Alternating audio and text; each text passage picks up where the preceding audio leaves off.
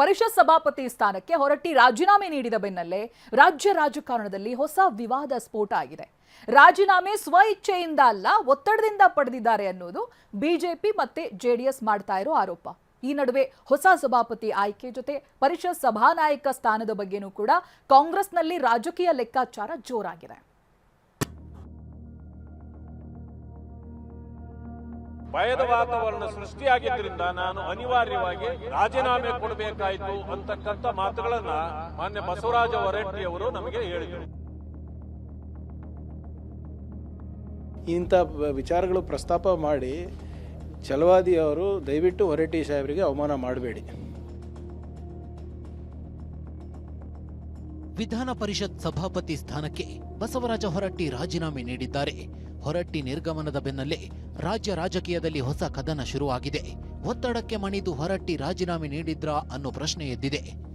ಈ ಬೆನ್ನಲ್ಲೇ ಹೊರಟ್ಟಿ ರಾಜ್ಯಪಾಲರಿಗೆ ಬರೆದ ಪತ್ರ ಈಗ ಬಿಜೆಪಿ ಜೆಡಿಎಸ್ಗೆ ಅಸ್ತ್ರವಾಗಿದೆ. ಈ ಪತ್ರವನ್ನೇ ಮುಂದಿಟ್ಟುಕೊಂಡು ಡಿಕೆಶಿ ಸರ್ಕಾರದ ವಿರುದ್ಧ ವಿಪಕ್ಷಗಳು ಸಮರ ಸಾರಿವೆ. ಡಿಕೆ ಅವರು ಕುಂತು 2 ತಾಸುಗಳ ಕಾಲ ಬೆದರಿಸಿ ಅವ್ರನ್ನ ಎದುರಿಸಿ ಅವ್ರ ರಾಜೀನಾಮೆ ಕೊಡಿಸಿದ್ರಂತ. ರಾಜ್ಯಪಾಲರಿಗೆ ಹೊರಟ್ಟಿ ಬರೆದ ಪತ್ರದಲ್ಲಿ ರಾಜೀನಾಮೆ ದಿನ ಅಂದ್ರೆ ಆಗಸ್ಟ್ 7ರಂದು ಸಭಾಪತಿ ಕೊಠಡಿಯಲ್ಲಿ ನಡೆದ ಬೆಳವಣಿಗೆಗಳ ಬಗ್ಗೆ ಪ್ರಸ್ತಾಪಿಸಲಾಗಿದೆ. ಈ ಪತ್ರದಲ್ಲಿ ನಾನು ಆಗಸ್ಟ್ 14ರಂದು ರಾಜೀನಾಮೆ ನೀಡಬೇಕು ಅಂತಿದ್ದೆ.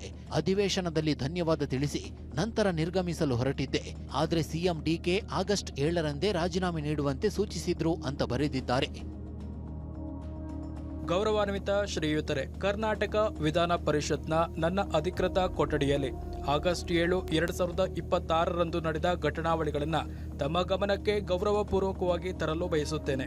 ಹೊಸದಾಗಿ ಆಯ್ಕೆಯಾದ ವಿಧಾನ ಪರಿಷತ್ ಸದಸ್ಯರೊಬ್ಬರ ಪ್ರಮಾಣ ವಚನ ಸ್ವೀಕಾರ ಸಮಾರಂಭಕ್ಕೆ ಸಂಬಂಧಿಸಿದಂತೆ ನಾನು ನನ್ನ ಅಧಿಕೃತ ಕೊಠಡಿಗೆ ಬಂದ ನಂತರ ರಾಜ್ಯದ ಸನ್ಮಾನ್ಯ ಮುಖ್ಯಮಂತ್ರಿಗಳು, ಕೆಪಿಸಿಸಿ ಅಧ್ಯಕ್ಷರು, ವಿಧಾನ ಪರಿಷತ್ನ ಕೆಲವು ಸದಸ್ಯರೊಂದಿಗೆ ನನ್ನ ಕೊಠಡಿಗೆ ಬಂದು ಸಭಾಪತಿ ಹುದ್ದೆಗೆ ಹಿಂದೆ ರಾಜೀನಾಮೆ ನೀಡಬೇಕೆಂದು ಪ್ರಸ್ತಾಪಿಸಿದರು.